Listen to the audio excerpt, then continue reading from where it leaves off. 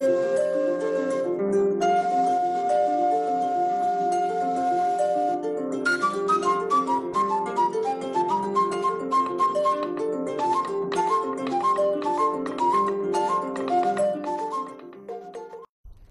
plaisir de vous retrouver sur la télévision nationale. Bienvenue dans ce journal dont voici le sommaire.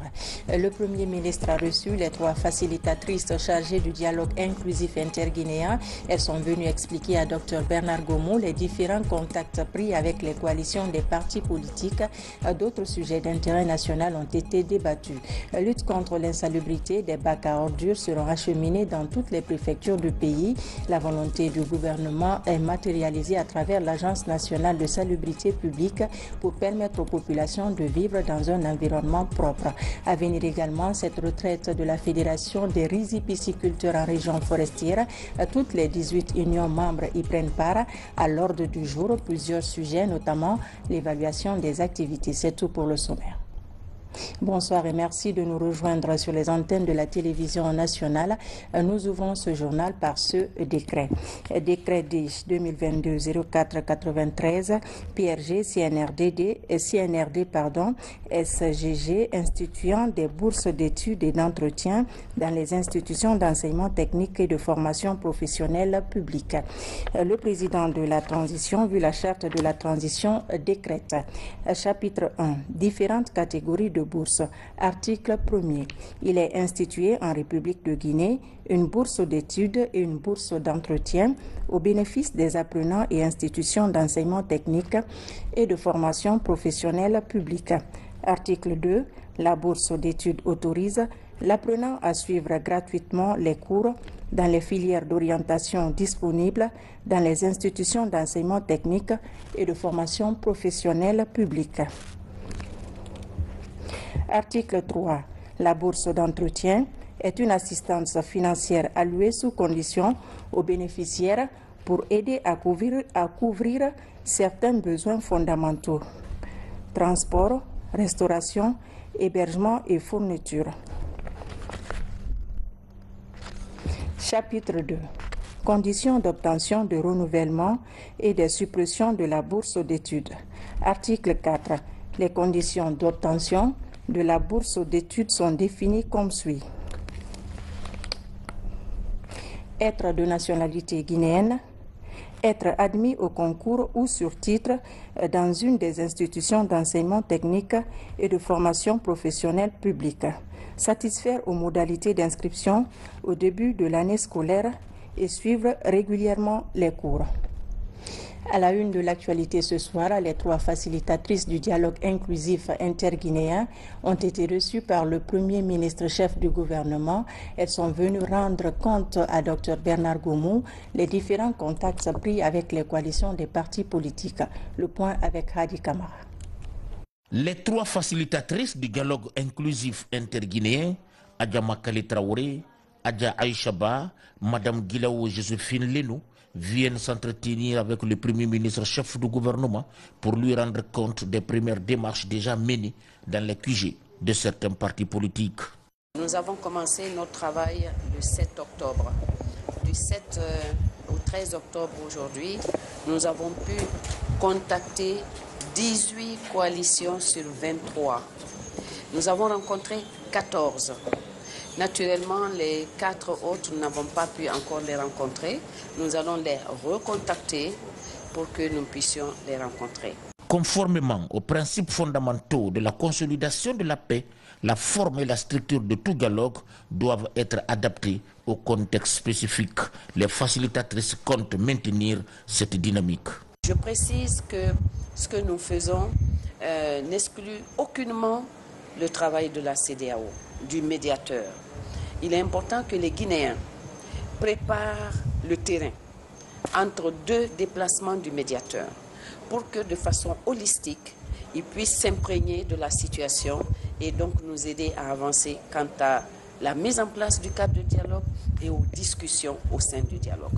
Les facilitatrices présentent la possibilité d'amener toutes les parties prenantes autour de la table du dialogue. Nous sommes absolument optimistes. Nous avons tout abandonné pour essayer cette facilitation et la réussir. Nous ne sommes pas des médiatrices, nous sommes des facilitatrices. Cela veut dire que notre travail est de tout faire pour que les différentes parties se retrouvent autour de la table. Le Premier ministre chef du gouvernement, Dr Bernard Goumou, et les facilitatrices explorent déjà des options pour accroître l'appropriation et l'adhésion à ce processus de dialogue enclenché par le CNRD sous la férule du président de la transition, le colonel Mamadi Doumbouya. Hors de nos frontières à Kigali, la capitale rwandaise, les débats sur les parlements sensibles du JAR se poursuivent. Plusieurs colloques sont organisés, notamment avec les secrétaires généraux des pays membres de l'Union interparlementaire et les femmes parlementaires sur la parité. Les participants partagent aussi les bonnes pratiques en matière de promotion des droits de la femme. Abdoulaye Diallo est notre envoyé spécial. Avec cette rencontre de l'UIP, le Parlement rwandais, avec 61% de femmes, est cité comme exemple en termes de promotion de l'égalité qui inspire l'ensemble des pays membres de l'Union interparlementaire. Dans cette perspective, plusieurs rencontres se tiennent pour un partage d'idées et d'expériences, mais aussi pour la mise en place des règles de déontologie pour les fonctionnaires et les parlementaires. C'est le cas de ces membres de l'Association des secrétaires généraux des parlements de l'UIP. Mais c'est une occasion aussi pour les secrétaires généraux des parlements qui ont en charge les administrations parlementaires d'échanger sur des questions de déontologie, de respect d'éthique et surtout de l'administration parlementaire.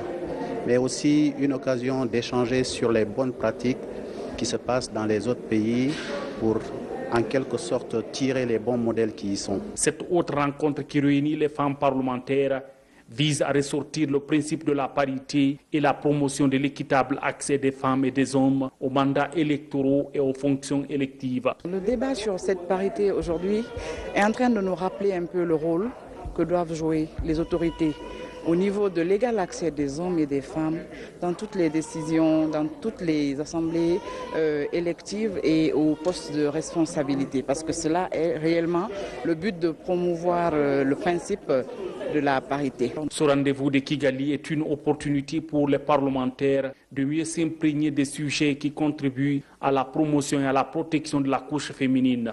Un véritable défi pour les parlements au regard des vieilles pratiques politiques, sociales et culturelles qui mettent souvent la femme au second plan. Ouverture à Tunis du Salon international de l'investissement agricole et de la technologie. Et les parties prenantes restent focus sur l'investissement intelligent et un développement durable. La Guinée, à travers la Chambre de commerce, d'industrie et d'artisanat, participe aux travaux. Sur place à Tunis, Mohamed Siarsouma. La somptueuse salle d'exposition du CRAM à Tunis. Ici se déroule la 14e édition du Salon international de l'investissement agricole et de la technologie.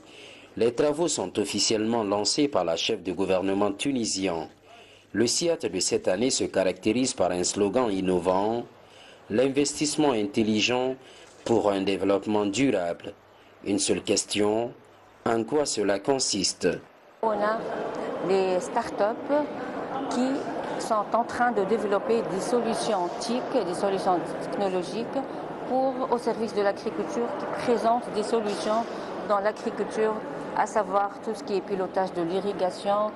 Aussi, il y a beaucoup d'ateliers, tels que les ateliers de l'utilisation des énergies renouvelables dans le secteur agricole et tout ce qui est en relation avec le développement durable en agriculture. Voilà un cocktail de rencontres qui attire la Guinée vers ce salon international. L'équipe de la Chambre de commerce profite de l'expérience tunisienne, très introduite sur le marché mondial.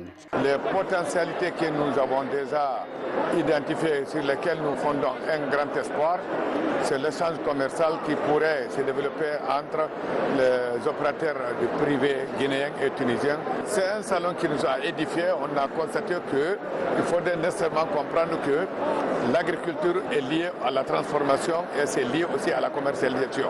Tout cela, c'est une chaîne qui n'est pas dissociée. Le Salon international de l'investissement agricole et de la technologie s'étend sur les 4 jours. Ce sont plus de 200 exposants sur près de 10 000 mètres carrés de superficie pour le SIAT 2022. Santé, la Société guinéenne de pathologie infectieuse et tropicale tient son deuxième congrès à Conakry. Une dizaine de pays prennent part à cette rencontre de partage d'expériences sur les épidémies émergentes et réémergentes en Afrique de l'Ouest. Les travaux ont été présidés par le ministre de la Santé et de l'Hygiène publique, Mounir Bari. Conakry vient d'abriter le deuxième congrès de la Société guinéenne de pathologie infectieuse et tropicale. L'objectif, partager les expériences et lutter contre les pathologies émergentes et réémergentes en Afrique de l'Ouest. Nous avons souffert de la période d'Ebola. Nous avons quelques poussées récurrentes des fièvres hémorragiques à Marbourg et à Lassa. Mais au-delà de ces difficultés et des douleurs et de la peine et des pertes que nous avons subies, notre pays a développé des capacités de réponse. Aujourd'hui, de tous les pays d'Afrique, nous sommes le pays avec l'expertise la plus avérée et la plus reconnue en termes de lutte contre les fièvres hémorragiques. Ce deuxième congrès tenu à Conakry sur les maladies infectieuses tropicales a connu la participation de plusieurs pays et les partenaires au développement comme l'Organisation mondiale de la santé. Les jeunes médecins qui sont avec nous, ils sont obligés d'aller au Sénégal, en Côte d'Ivoire ou même un peu partout en Russie pour devenir des infectiologues. Donc mes collègues et moi, nous avons envie comme perspective de créer un diplôme d'études spécialisées en infectiologie. Ces travaux nous permettront à coup sûr au monde universitaire et à l'ensemble des chercheurs ici représentés de réfléchir davantage afin de mieux répondre aux objectifs de santé et de développement de la Guinée. Ce deuxième congrès est une occasion pour les experts, infectiologues et épidémiologistes de partager leurs expériences dans la bataille contre les épidémies. Dans le domaine sanitaire, toujours, la directrice régionale de l'UNFPA pour l'Afrique de l'Ouest et du Centre est en séjour à Cancan. À l'hôpital régional, Argentina Matavel a évalué l'appui de son institution qui est en train de faire du chemin dans le domaine de la santé maternelle et infantile. Les résultats sont plutôt satisfaisants. Diamokaba. Devenir parent est souvent vu comme un bonheur, mais certains ne le vivent pas de cette manière. Lorsque la santé de la mère est en péril, le père de famille est désemparé. C'est le cas de Bala Sidibé en provenance de Mandiana. À l'hôpital régional de Cancan, l'homme retrouve l'espoir. 15 jours après son accouchement, la situation était critique. Mais depuis qu'on est arrivé à Cancan, ma femme a retrouvé sa santé. J'apprécie la qualité des soins et j'invite tous les parents à envoyer les mamans nouveau-nés à l'hôpital. On s'est tous inscrits dans cette grande refondation de l'État. Et cette grande refondation de l'État commence par l'amélioration de la qualité des services. Créer cette confiance entre la population et notre structure sanitaire. C'est pour laquelle, comme elle a dit, vous avez vu combien de fois à travers les chiffres, le taux d'attraction a augmenté. Les soins de santé primaire sont une priorité pour les autorités. Sur le terrain, l'UNFPA prête main forte aux médecins de Cancan, une des zones d'intervention qui retrouve de l'efficacité. Face aux soignants et patients, les autorités du Fonds des Nations Unies pour la population reconnaissent les efforts déjà consentis et exposent de nouvelles stratégies pour sauver des vies. On est fiers de voir que les appuis vraiment vont à l'encontre de ce que les autorités de cette région ont déjà en tête, qui est le bien-être de la population. Pour l'UNFPA, notre concentration de travail et surtout c'est la santé maternelle et du nouveau-né. On s'assure que la femme ne meurt pas en donnant la vie, mais on regarde aussi les questions de violences basées sur les genres, les violences sexuelles.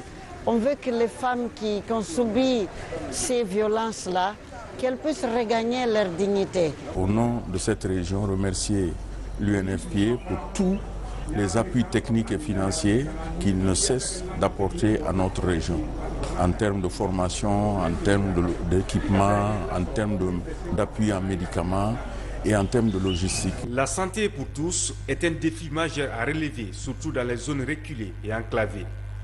Aujourd'hui, cette approche régionale pourrait aller plus loin pour améliorer la qualité de l'offre de soins aux plus vulnérables et réduire la mortalité maternelle et infantile. La semaine mondiale de l'allaitement maternel est lancée en différé à Conakry.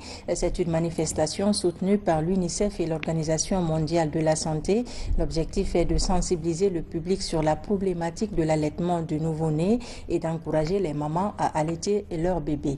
Abraham Christophe Conté, Seydou Diallo. La semaine mondiale de l'allaitement maternel est célébrée par le ministère de la Santé et les acteurs de la protection de l'enfant. Au cours de ces journées, des actions sont envisagées pour sensibiliser et encourager la pratique dans notre pays. Cela dans le but de favoriser une alimentation saine des bébés, ce qui aujourd'hui est devenu une préoccupation internationale en matière de santé publique des nourrissons. En Guinée, on n'a pas de problème par rapport à l'allaitement en général. Toutes les mamans adhèrent à l'allaitement maternel. Mais le problème que nous avons, c'est l'exclusivité. Parce que nous avons 93% des mamans qui allaitent en général. Mais si vous regardez dans les 93% de ces mamans qui allaitent, il n'y a que 33% qui allaitent exclusivement au sein, c'est-à-dire donner uniquement le lait maternel. Cette action est vraiment avantageuse pour les mamans. L'enfant doit être bien élevé avec le lait maternel jusqu'à 6 mois. C'est ce qui peut donner un bon départ de vie à l'enfant. Pour cette année, le thème de la semaine mondiale de l'allaitement maternel annoncé par l'Alliance mondiale pour l'allaitement maternel porte sur comment intensifier l'allaitement, éduquer et soutenir. Ce thème offre l'occasion à la Guinée d'examiner de nouveau les engagements pris. L'UNICEF appuie toutes les interventions, les groupements de femmes, tout ce qui est stratégie, tout ce qui est politique. Nous accompagnons tout ce processus-là pour que les enfants puissent effectivement jouir de ce droit qui est un bon départ dans la vie en passant par l'allaitement maternel exclusif. À tous les décideurs politiques, investir dans les programmes de soutien, protection et promotion de l'allaitement maternel en s'alliant dans la mise en œuvre du plan stratégique de la campagne nationale dénommée Plus fort avec le lait maternel uniquement, qui durera 3 ans.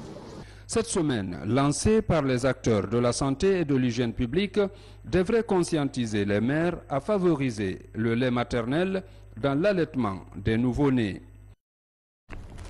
Nous revenons sur ce décret D 2022-0493 PRG CNRD SGG instituant des bourses d'études et d'entretien dans les institutions d'enseignement technique et de formation professionnelle publique. Le président de la transition, vu la charte de la transition, décrète chapitre 1. Différentes catégories de bourses. Article 1er. Il est institué en République de Guinée une bourse d'études et une bourse d'entretien au bénéfice des apprenants des institutions d'enseignement technique et de formation professionnelle publique. Article 2. La bourse d'études autorise l'apprenant à suivre gratuitement les cours dans les filières d'orientation disponibles dans les institutions d'enseignement technique et de formation professionnelle publique. Article 3. La bourse d'entretien est une assistance financière allouée sous condition aux bénéficiaires pour aider à couvrir certains besoins fondamentaux, transport, restauration, hébergement et fourniture. Chapitre 2. Conditions d'obtention de renouvellement et de suppression de la bourse d'études. Article 4. Les conditions d'obtention de la bourse d'études sont définies comme suit. Être de nationalité guinéenne, être admis au concours ou sur titre dans une des institutions d'enseignement technique et de formation professionnelle publique, satisfaire aux modalités d'inscription au début de l'année scolaire et suivre régulièrement les cours. Article 5. La bourse d'études est renouvelée chaque année sur la base des résultats obtenus par l'apprenant lors des sessions théoriques et pratiques et consignée dans son livret scolaire. Article 6. La bourse d'études est supprimée pour l'une des raisons suivantes. 2 redoublements successifs ou être exclu du programme de formation. 2 mois d'absence non justifiés au cours. Violation délibérée du règlement intérieur de l'école. Chapitre 3. Conditions d'obtention de renouvellement et de suppression de la bourse d'entretien. Article 7. Les conditions d'obtention de la bourse d'entretien sont définies comme suit. Remplir les formalités d'inscription au début de l'année scolaire et suivre régulièrement les cours. Pour les apprenants en première année, être admis sur concours ou sur titre dans l'une des institutions d'enseignement technique et de formation professionnelle publique. Pour les apprenants des autres années, ne pas être concernés par les conditions définies dans l'article 9 du présent décret. Article 8. La bourse d'entretien est renouvelée chaque année sur la base des résultats scolaires obtenus par l'apprenant lors des évaluations théoriques et pratiques et consignée dans son livret scolaire. Article 9. L'apprenant perd le bénéfice de la bourse d'entretien pour l'une au moins des raisons suivantes. Un seul redoublement ou l'exclusion du programme de formation, 2 mois d'absence non justifiée au cours, violation délibérée du règlement intérieur de l'école. Article 4. Chapitre 4. Gestion de la bourse d'entretien. Article 10. La gestion de la bourse d'entretien est assurée par le département en charge de l'enseignement technique et de la formation professionnelle. Le montant de la bourse d'entretien est mensuellement versé à l'apprenant qui émarge dans le registre de paye. Toutefois, ce paiement peut être effectué par voie électronique sur le compte de l'apprenant. Chapitre 5. Montant de la bourse d'entretien. Article 11. Les bourses d'entretien en Guinée sont accordées pour des années consécutives. Le montant mensuel de la bourse d'entretien est fixé comme suit. Filière de formation, tous les niveaux, montant mensuel de la bourse d'entretien en francs guinéens. 1. Santé, 150 000. 2. Autres filières, 150 000. 3. INAE, INATEF, CED, IRAM, 200 000 francs. École normale d'instituteurs, ENI, 250 000 francs. Article 12. Les conditions d'application des dispositions de l'article 11 du présent décret seront fixées sur proposition de la Commission nationale des bourses extérieures par arrêté du ministère en charge de l'enseignement technique et de la formation professionnelle. Chapitre 6. Disposition finale. Article 13. Les ministres en charge de l'enseignement technique et de la formation professionnelle, du budget et des finances sont chargés chacun en ce qui le concerne de l'application du présent décret. Article 14. Le présent décret qui abroge toutes dispositions antérieures contraires prend effet à compter de la rentrée scolaire 2022-2023 et sera enregistré et publié au Journal officiel de la République. Conakry le 14 octobre 2022, signé Colonel Mamadi Doumbouya. Et puis, un important lot de consommables et réactifs destinés aux hôpitaux de l'intérieur du pays. C'est un geste du projet d'amélioration des systèmes de surveillance des maladies en Afrique de l'Ouest sur financement de la Banque mondiale. Plusieurs cadres du ministère de la Santé ont assisté à la remise. Lancé Koulibaly. Le fonctionnement d'appareils d'analyse biomédicale nécessite leur approvisionnement en réactifs et consommables.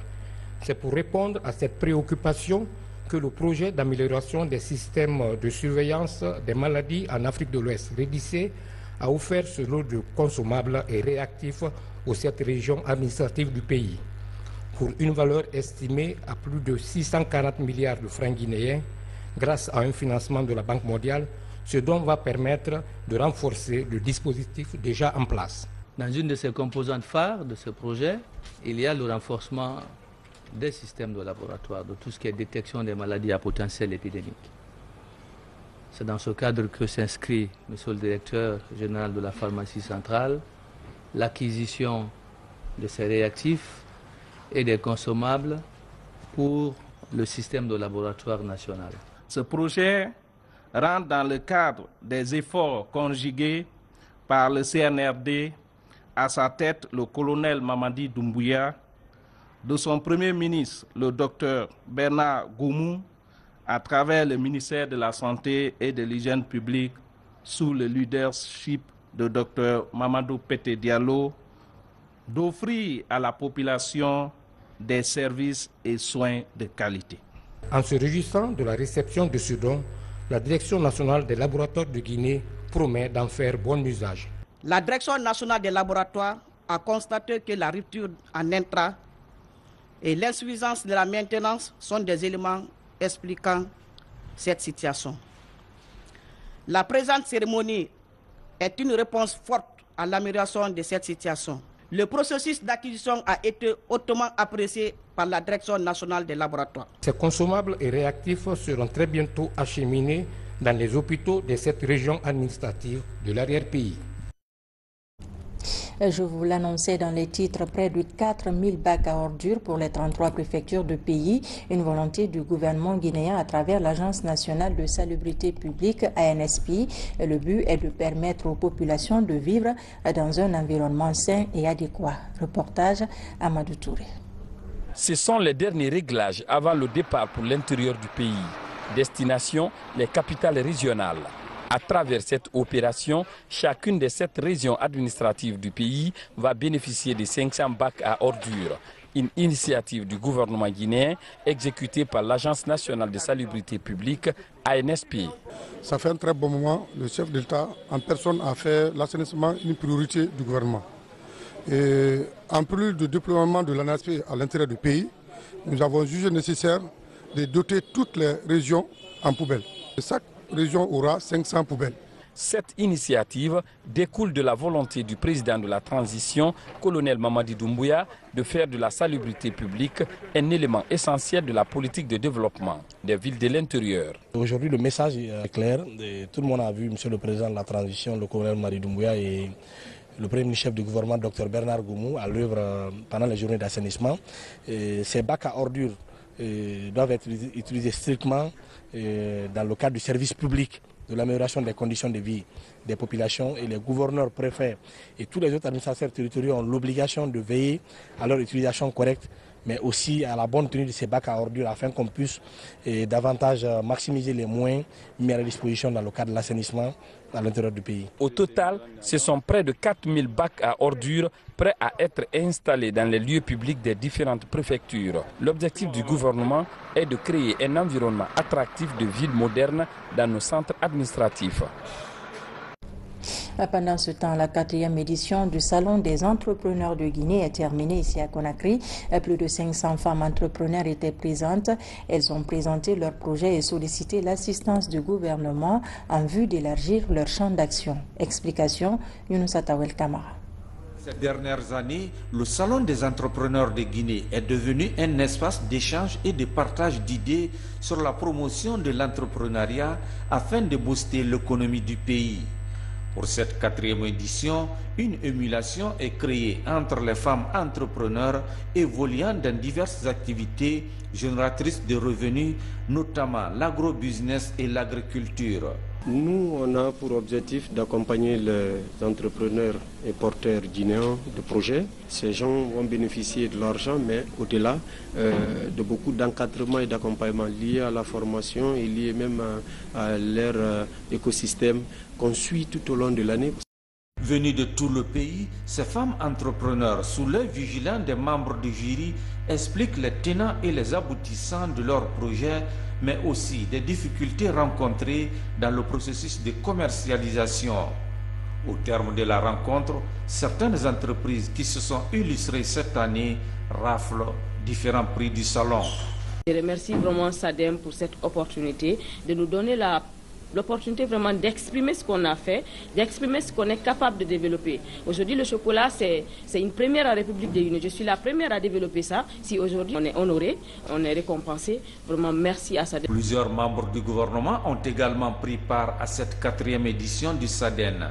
Une occasion pour eux de cerner les prouesses de ces braves femmes qui ne veulent pas croiser les bras en prenant en compte leur cri du cœur. C'est toujours un plaisir de discuter avec les populations sans intermédiaire, notamment les femmes. Donc, nous sommes venus les écouter et nous savons qu'elles ont énormément de problèmes pour réussir leur entreprise. Nous sommes conscients de leurs problèmes, heureusement. Les problèmes soulevés, on les connaît déjà. Et conformément aux instructions du président de la transition du CNRD, on va trouver des solutions. Nous avons déployé il y a quelques mois un mécanisme de financement à l'attention de nos apprenants qui sont dans les filières agriculture et élevage pour un montant total de 4 milliards de francs guinéens. Donc pour moi, C'est un plaisir d'être ici aujourd'hui au SADEN et de participer à justement mettre en valeur les jeunes entrepreneurs de Guinée. La tenue de TEDx Dixine 2022, un espace de partage d'expériences pour permettre à certains chefs d'entreprise d'expliquer largement leur parcours dans l'entrepreneuriat, et la dédicace de quelques livres sont entre autres temps forts de cette 4e édition du Salon des entrepreneurs de Guinée. La justice, avec cette forte mobilisation des officiers de police judiciaire de Conakry et environnant à la cour d'appel hier jeudi, cette initiative du procureur général de Conakry vise à échanger sur le respect de la chaîne pénale. À Forécaria, le procureur de la République travaille aussi sur le bon fonctionnement de la politique pénale. Tierno Younsaba. Synergie d'action entre acteurs de la chaîne pénale, le parquet général près la cour d'appel de Conakry rencontre les officiers de police judiciaire de Conakry et périphérie. Cet exercice devenu une tradition identifie toutes les insuffisances qui peuvent entraver le bon fonctionnement de la chaîne.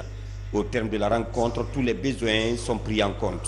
Nous avons pris les recommandations en considération, on a relevé, nous allons remonter au niveau de Monsieur le ministre de la Justice par rapport aux pratiques orthodoxes que certains officiers de police judiciaire se prêtent, c'est-à-dire quand ils interpellent un citoyen, le plus souvent vous verrez que c'est une affaire civile, ils se substituent aux huissiers.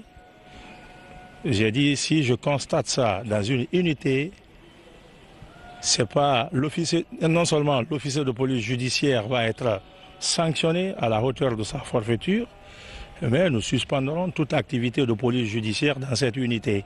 La question de l'exécution des décisions de justice est abordée. Le procureur général va continuer à œuvrer à l'application de la loi. À Forécaria, la même question est abordée. La nouvelle équipe du parquet d'instance veut travailler au respect de la loi pénale.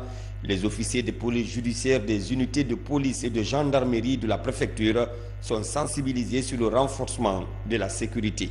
Il était de mon devoir de rencontrer les services de sécurité relevant de Forécaria, à savoir les OPJ et les APJ, la douane, les conservateurs de la nature, les rappeler au respect des règles de procédure qui gouvernent notre activité. Cette initiative du procureur de la République près le tribunal de première instance de Forécaria s'inscrit dans la dynamique du respect des droits humains. La signature d'un partenariat ce matin entre la Direction générale du Fonds de développement social et de l'indigence et celle de la Caisse nationale de sécurité sociale. Et c'est dans le cadre de la prise en charge sanitaire gratuite des malades indigents. Reportage Alpha Isiagaba. La Direction générale du Fonds de développement social et de l'indigence poursuit la signature de partenariat avec les structures sanitaires et autres institutions. Ce vendredi, le service humanitaire de l'État guinéen a paraphé une convention avec la Caisse nationale de sécurité sociale. C'est la prise en charge des indigents et des personnes vulnérables, en tout cas dans le cadre des diagnostics. Cela vient répondre à des exigences et à des orientations très claires du président Doumbouya et du CNRD du gouvernement également, dans le cadre de la répartition de la richesse, mais au plus faible, bien entendu, mais également dans le cadre de la prise en charge socio-sanitaire de ces Guinéens qui n'ont aucun moyen, qui n'ont aucune situation, mais qui doivent avoir la fierté d'appartenir à cette nation et à cette République. Cet autre partenariat est la suite des autres conventions déjà scellées avec les autres structures sanitaires du pays. La série de signatures devrait permettre de faciliter la prise en charge sanitaire gratuite des indigents pour mieux diminuer la pauvreté. Et notre objectif aujourd'hui avec ce protocole-là, la prise en charge des personnes indigentes, ça veut dire ceux qui n'ont pas les moyens de se faire soigner, ceux qui n'ont pas les moyens de se faire diagnostiquer, aujourd'hui ont la possibilité de profiter des équipements et des installations de la Caisse pour se faire dépister, pour se faire diagnostiquer correctement afin d'éviter des traitements aléatoires. À ce jour, de nombreux malades indigents sont pris en charge gratuitement par la Direction générale du Fonds de développement social et de l'indigence, l'initiative du président colonel Mamadi Doumbouya va se poursuivre en vue de réduire la pauvreté en Guinée. La direction la sous-préfecture de Bossou. Nous sommes à Lola, la fédération des rizipisciculteurs de la Guinée forestière en conclave. Il s'agit d'évaluer les activités de la fédération et la doter d'un plan stratégique lui permettant d'assurer son autonomie. De Zérékouré, on suit la correspondance de Lancé Kamisoko, Mohamed Salih Oupaye, Mohamed Lamine Diallo. C'est une retraite de réflexion sur les actions en cours d'exécution dont le but est d'aboutir à l'élaboration d'un plan stratégique pour les prochaines années. Autour de la table, ces représentants des 18 unions membres de la Fédération des rizipisciculteurs de la Guinée forestière se penchent sur les défis du moment afin d'atteindre l'autonomisation de cette organisation paysanne. L'évaluation du plan stratégique 2021-2025 de la Fédération, l'évaluation du niveau d'autonomisation de la Fédération et la mise en place d'un plan d'autonomisation assorti d'un calendrier clair de mise en œuvre. L'évaluation du plan d'action annuel 2022 et la proposition du plan d'action annuel 2023. Cette retraite va nous permettre également d'analyser le niveau d'adhésion des membres de la Fédération au Fonds de solidarité qui a été mis en place par la Fédération pour appuyer leurs membres dans leurs différentes zones. La mise en valeur des bas-fonds rizipiscicoles et la maîtrise de l'eau sont entre autres défis majeurs auxquels sont confrontés les acteurs locaux. Des problématiques qui devraient trouver leur solution au cours de ces échanges entre professionnels du domaine. Cela nous permettrait d'orienter nos actions dans les dernières années qui nous restent pour qu'on puisse permettre à cette fédération d'avoir son autonomie tant sur le plan technique et sur le plan organisationnel. Nous voulons avoir un résultat concret. Et non seulement vous allez partir faire la restitution en demandant de protéger les aires protégées et la mise en valeur des plaines que nous avons. Ces activités s'inscrivent dans l'agenda de la pisciculture commerciale familiale Piscofam. Elles bénéficient de l'appui technique de l'Agence nationale de l'aquaculture et de quelques ONG partenaires. Remise ce vendredi du rapport national de l'évaluation PASEC 2019. Le rapport révèle que les élèves guinéens, de manière générale, ont des insuffisances en lecture et en mathématiques. Au même moment, les autorités éducatives ont procédé à l'inauguration de l'école primaire de Bellevue-Marché, récemment rénovée. Abdelaziz Baldé. C'est un rapport peu reluisant que le service national de l'évaluation des acquis des apprentissages présente ce vendredi devant les cadres du MIPUA.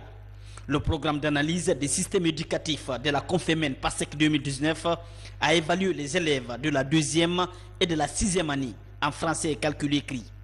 D'après les résultats, seulement 23% des élèves de la 2e année savent lire et 34% des élèves de la 6e année maîtrisent les calculs.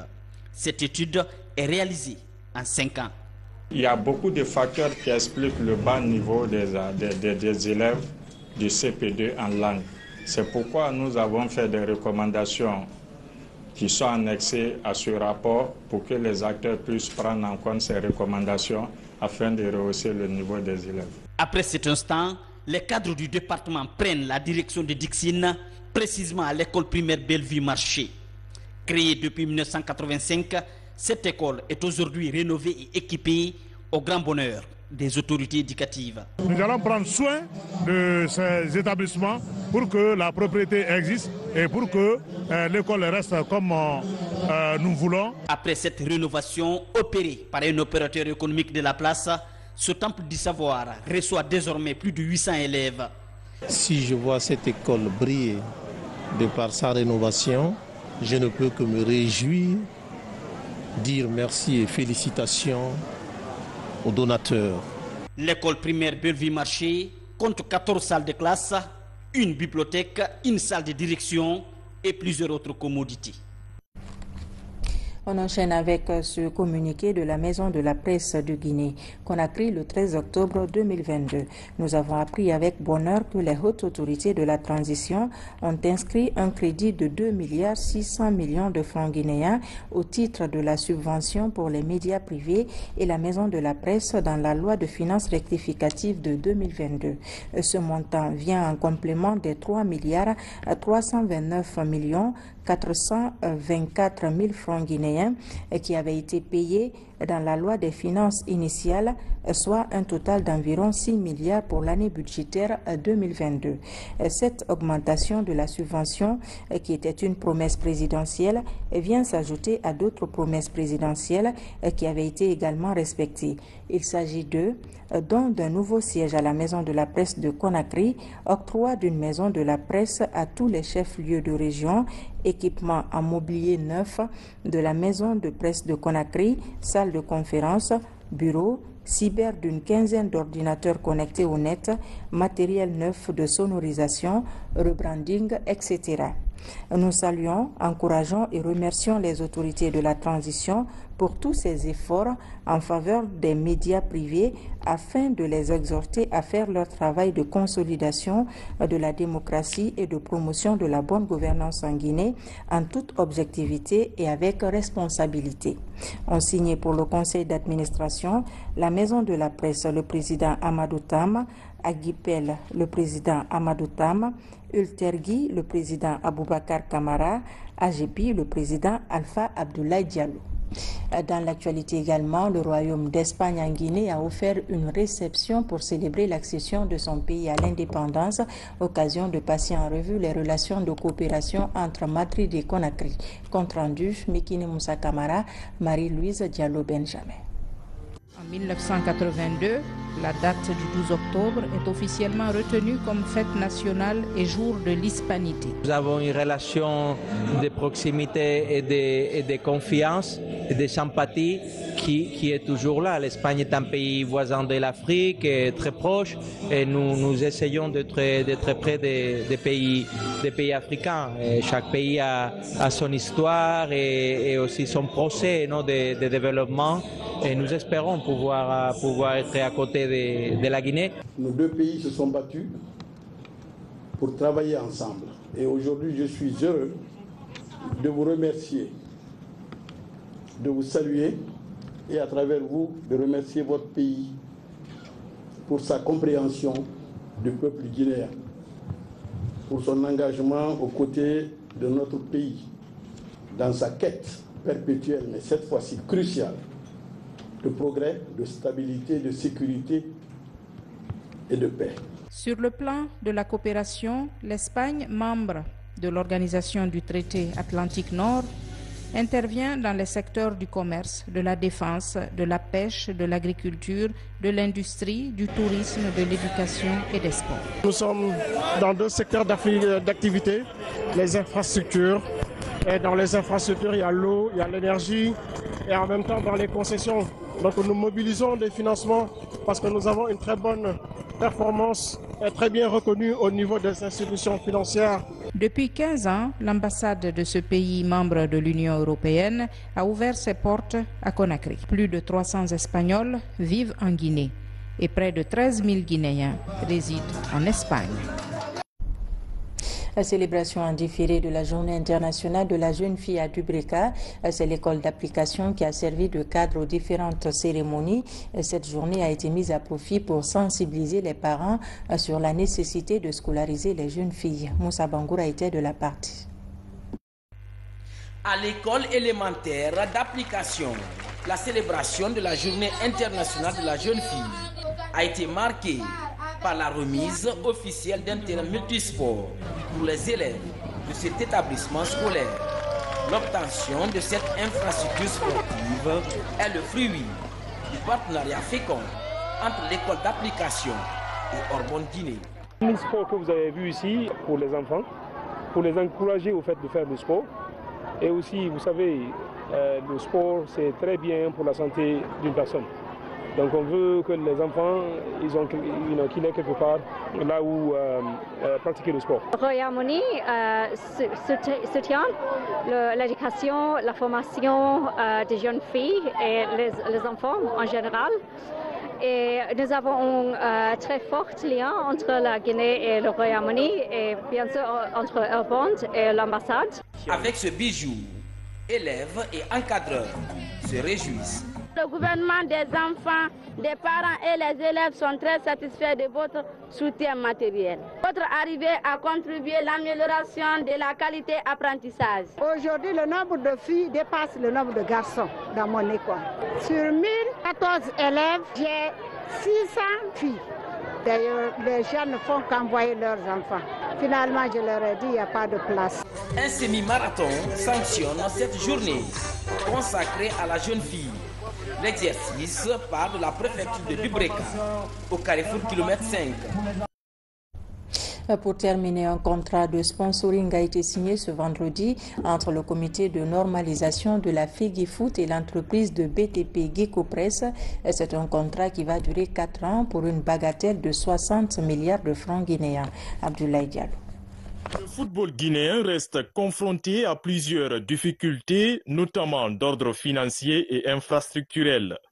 La signature de ce contrat de sponsoring qui s'élève à 60 milliards pour une durée de 4 ans représente une bouffée d'oxygène dans l'élan de rendre professionnel le secteur du cuiron en Guinée. Ce partenariat entre le groupe Gecopress et la FEGIFOOT apporte quelques outils et moyens supplémentaires pour faire face aux défis. Je tiens spécialement à remercier son Excellence, Monsieur le Président de la République, le colonel Mamadi Doumbouya, chef de l'État, pour son soutien indéfectible à l'émergence des entreprises locales. Ce partenariat permettra aux clubs qui attendent depuis plusieurs mois de renouer avec les terrains de jeu et aidera à fédérer les acteurs du football autour d'un même idéal. Je profite de l'occasion pour inviter tous les acteurs du football guinéen au rassemblement et à l'union des cœurs pour que cette normalisation soit la dernière en République de Guinée. Ce geste de Gecopress est hautement apprécié par le ministère de tutelle et s'inscrit dans la dynamique d'apporter du renouveau à toutes les fédérations nationales. Au nom de mon ministre et à mon nom personnel, je remercie très sincèrement les membres du CONOR pour l'initiative, pour la transparence, mais surtout je remercie le groupe Gecopress, puisque quelle que soit la volonté que le CONOR puisse avoir, cette volonté ne pourra se matérialiser que lorsqu'il y a un soutien. Dans la foulée de la signature de ce contrat de sponsoring, le démarrage de la nouvelle saison sportive 2022-2023 de Ligue 1 a été annoncé pour le 28 octobre prochain. Et c'est la fin de ce journal. Merci de nous avoir reçus chez vous. Je vous souhaite de passer un excellent week-end en compagnie de nos programmes.